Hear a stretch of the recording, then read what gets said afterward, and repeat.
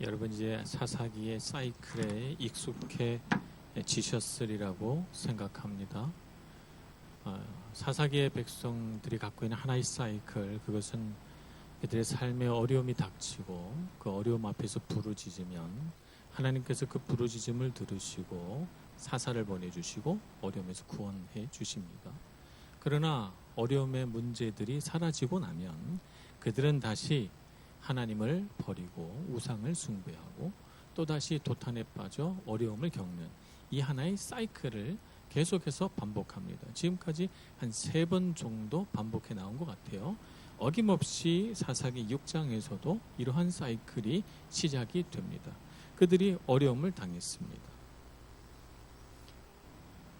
이번에는 그들이 우상 숭배함으로 하나님께서 그 우상 숭배의 결과로 무엇을 맛보게 주셨는가 하면 미디안이라고 하는 광야의 민족들을 보내셔서 어려움을 겪게 하셨어요.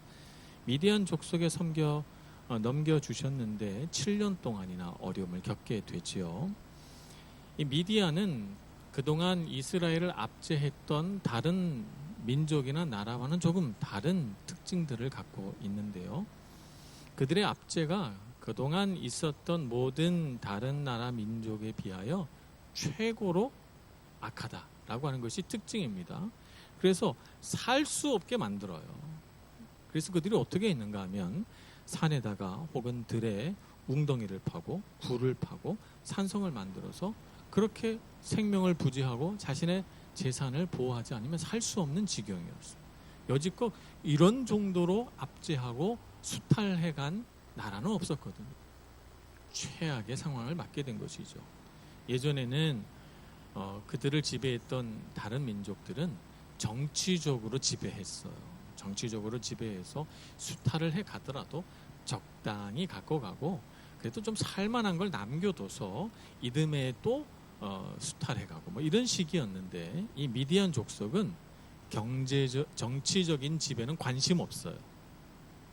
뭐만 관심이 있어요? 경제적인 수탈에만 관심이 있어요. 그냥 경제적으로 착취해가면 그뿐. 이스라엘 백성들이 살든지 말든지 그들이 어렵든지 말든지 그들이 자기네들 무서워하든지 말든지 상관없어요.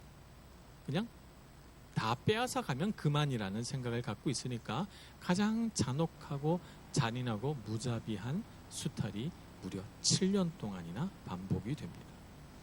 그래서 4절에 보면 먹을 것을 남겨두지 않았다 이렇게 말하고 메뚜기 떼 같았다. 그들이 메뚜기 때는 뭐 미국이나 중동 이런 데서 간혹 이 먹이 사슬의 균형이 끊어지면서 이 메뚜기의 천적들이 사라지는 그 잠깐의 순간 동안 메뚜기가 순식간에 번식을 해서 이 먹을 것이 부족한 메뚜기들이 대이동을 하는 기이한 현상이 중동이나 미국에는 가끔씩 일어납니다. 그래서 그런 메뚜기 떼가 한번 스쳐 지나가면 먹을 게 하나도 남질 않아요. 들판에 파란 잎사귀라고는 하나도 남지 않는다. 이런 기록이 나올 정도로 땅을 싸그리 모든 식물을 다 훑어가는데 마치 그들이 착취해가는 모습이 메뚜기 떼 같았다는 거예요. 그래서 먹을 것을 남겨두지 않아요. 짐승도 남겨주지 않아요. 그래서 6절에 이르러서 이스라엘 백성들이 궁핍함이 심한지라. 이 지경에 이르고 나서야 비로소 그들은 하나님께 부르짖습니다. 자, 하나님께 부르짖으니 그 다음 사이클이 나와야 되잖아요. 그러면 하나님께서 이제 사사를 보내주셔서 이스라엘 백성들을 이 어려움에서 구원해 주시겠죠. 우린 당연히 그걸 기대합니다. 그런데 사사기 6장에서는 조금 다른 현상이 나타나죠.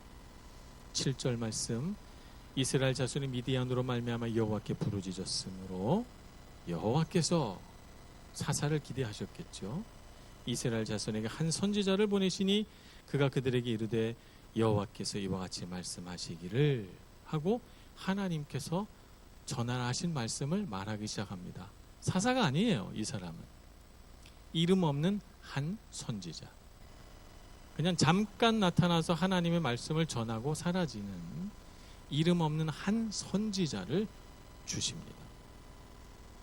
이 선지자는 여러 해 동안 활동하면서 지속적으로 하나님 말씀을 전하신 분도 아니고 그냥 잠깐 나타나서 오늘 사사기에 따르면 설교 한 편 하고 사라지셨어요. 이 설교의 내용을 보니까 내용은 딱 두 가지입니다. 하나는 하나님께서 한 일. 어떤 일을 하셨나요?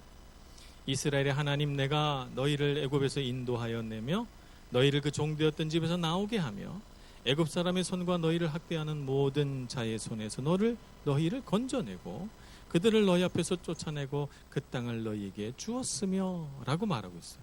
하나님께서 이스라엘 백성에게 어떤 일을 하셨는가? 출애굽에서부터 이 가나안 땅에 정착하기까지의 하나님이 하신 일들을 상기시켜 주는 것이죠.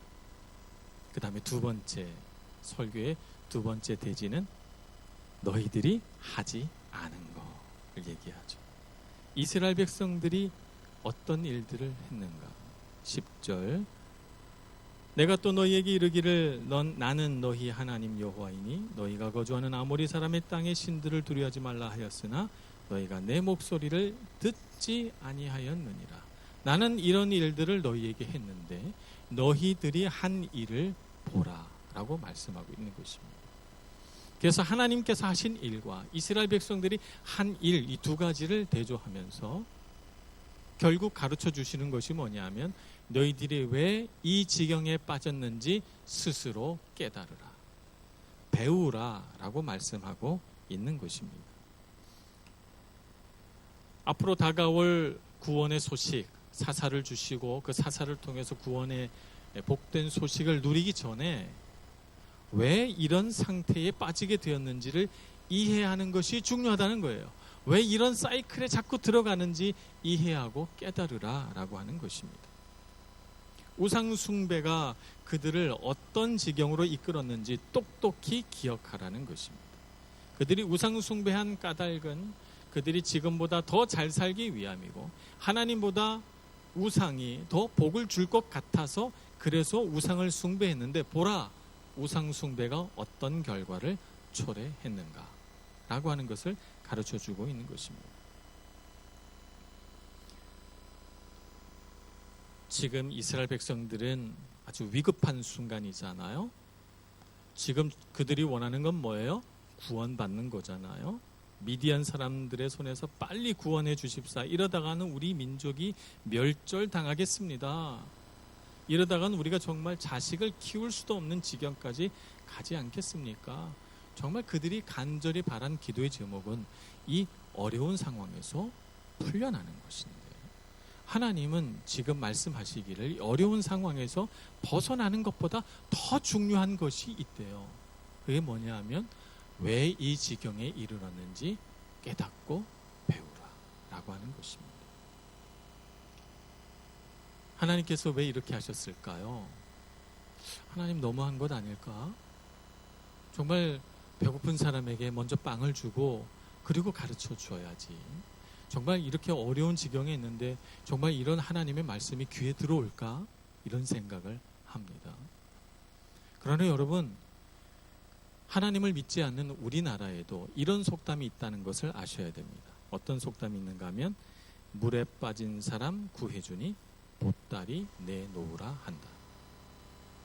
우리나라 옛 속담인데요. 우리 옛 조상들은 하나님 안 믿었어요. 그죠?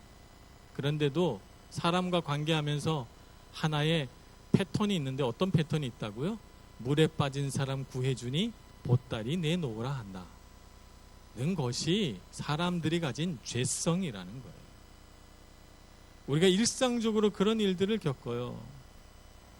중국에서 넘어진 할머니 다칠까봐, 더 큰일 당하실까봐 한 젊은이가 구해줬더니 그 할머니가 병원에서 깨나서 구해준 젊은이더러 이 사람이 내 물건 훔쳐간 사람이라고 그렇게 해서 그 사람이 법정에서 그 죄에 받는 벌을 선고받아서 억울함을 인터넷에 게시해가지고 큰 반향이 일어났었죠.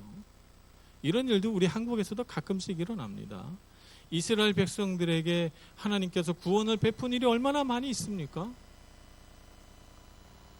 이스라엘 백성들에게 구원이 주어지는 것이 중요한 것이 아니고 이스라엘 백성들이 하나님 앞에 참으로 돌아오는 것이 중요한 것입니다. 우리는 우리 일상의 삶 가운데서 우리의 어려움을 놓고 많이 기도합니다. 하나님, 저에게 이런 것이 부족합니다. 하나님, 저희 삶 가운데 어려움은 이런 것입니다. 하나님 부르짖어 기도합니다. 하나님 응답해 주세요. 수많은 기도를 주님 앞에 올려드립니다만 정말 우리가 원하는 것은 뭐예요? 여러분 하나님을 원하십니까? 아니면 지금 이 순간 그 어려움에서 벗어나는 것을 원하십니까? 우리의 삶 가운데 많은 상실이 있습니다. 어떤 사람은 태어날 때부터 부모님이 상실되어 있기도 해요. 어떤 사람은 살다가 부모님이 이혼하거나 돌아가시거나 해서 부모님이 상실되기도 해요. 어떤 사람은 재물이 상실되어 있기도 해요. 정말 가난 가운데 성장했기 때문에 난 앞으로 절대 가난하지 말아야지. 이런 결심을 품고 살아온 사람도 있습니다. 어떤 사람은 어려서부터 많은 모욕을 경험한 사람도 있어요. 이런 모욕을 경험한 사람들은 다시는 내가 존중받지 못하는 상황 속에 들어가진 않을 거야. 다 사람들이 나를 가볍게 우습게 보지 않게 할 거야. 결심하면서 살아갑니다. 우리 안에 있는 상처, 우리 안에 있는 결핍, 우리 안에 있는 상실, 이런 것들이 우리 안에 많은 생각과 결심을 만들어내죠. 그래서 이렇게 살아야지 생각합니다. 여러분 꼭 기억하셔야 될 것이 있어요.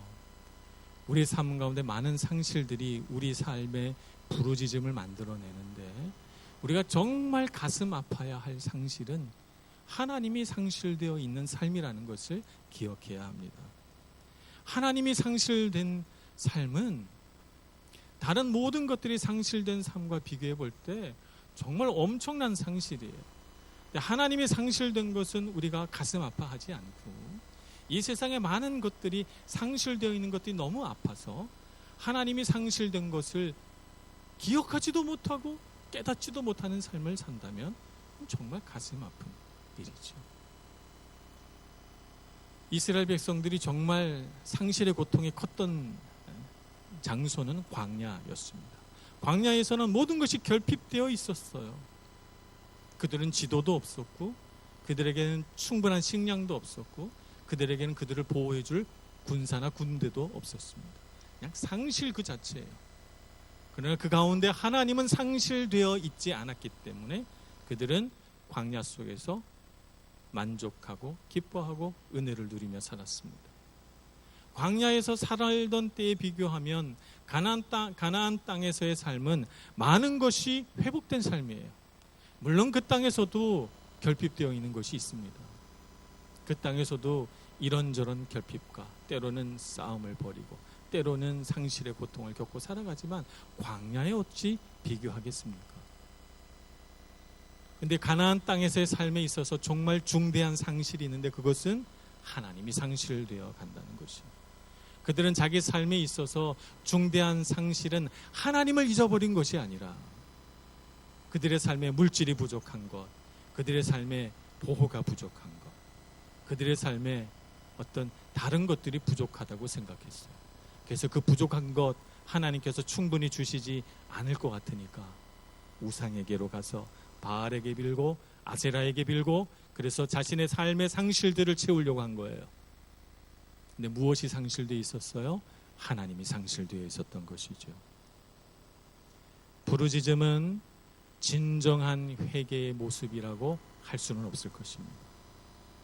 회개라고 하는 것은 상실의 고통 가운데에서 하나님을 찾고 지금 일어난 일들을 하나님의 섭리와 은혜로 받아들이고 내 삶에 일어난 많은 상실이 그래도 괜찮다고 여기는 하나님만 내가 잃어버리지 않았다면 내가 하나님만 지금 붙들고 있다면 하나님께서 지나가게 해 주실 줄 믿고 주님을 의지하는 것 그것이 바로 이 시대의 이스라엘 백성들이 하나님을 대해야 할 자세이고 또 오늘 우리가 하나님을 대해야 할 자세인 것입니다.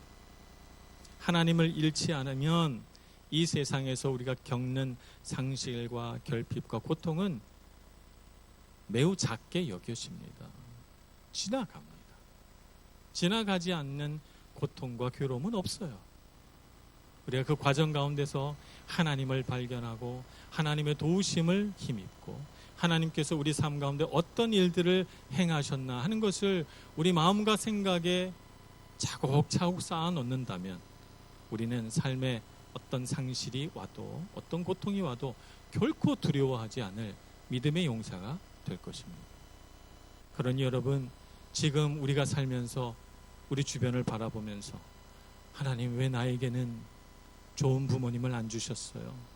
하나님, 나에게는 왜 이렇게 가난한 가정에서 태어나게 하셨나요? 하나님, 다른 사람들은 겪지 않는 고통과 괴로움을 왜 나는 겪게 만드셨어요? 하나님, 왜 나는 이렇게 많은 사람들에게 상처와 아픔을 겪게 하십니까? 왜 하나님, 내 인생은 안 풀리게 만드세요?